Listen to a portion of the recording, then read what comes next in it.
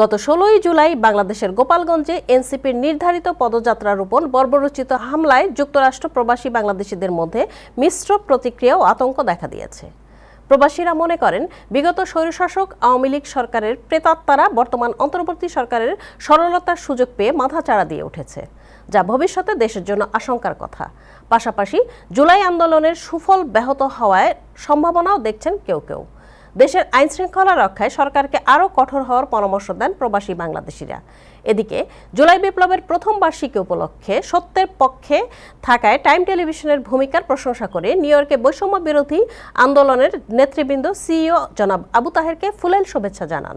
এ সময় সংগঠনের নেতৃবৃন্দের মধ্যে ওসমান গনি, ফাহাদ হোসেন, জাহিদ হোসাইন ও বাবলু মজুমদার উপস্থিত ছিলেন।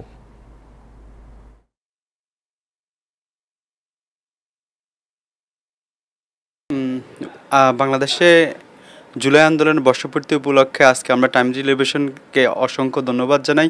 আমাদের ওই আগের দিন রাত ৩টা-৪টা পর্যন্ত জানানো হয়েছে যে সবাইই বলছে, কিন্তু আমরা মাঠে তখন তায়ের বাইরে আর সোয়াক বাইরে পাইছি। এবং আমাদের এই ২৪শে গণঅভ্যুত্থানের যেই একটা অবদান ছিল, সেই অবদান আমাদের এই ছাত্র জনতার ভাই, আমরা পেট্রিয়টস বাংলাদেশের ইউএসএর পক্ষ থেকে জানাচ্ছি যে আমাদের এটার অবশ্যই একটা প্রতিবাদ জানাতে হবে।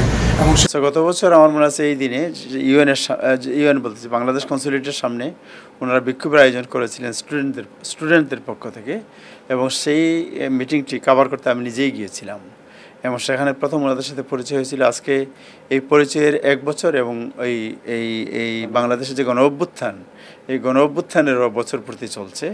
এই উপলক্ষে তারা আজকে টাইম টেলিভিশনে এসেছেন এবং তারা শুভেচ্ছা জানিয়েছেন, তাদের কৃতজ্ঞতা জানিয়েছেন যে আমরা যে তাদের যে কভারেজ আমরা দিয়েছিলাম, আসলে আমরা কারো পক্ষে বিপক্ষে না, ইটস এ মিডিয়া। আমরা মনে করি যখনই কেউ তার অধিকারের পক্ষে সোচ্চার হবে আমরা তার পক্ষে থাকবো। So that's what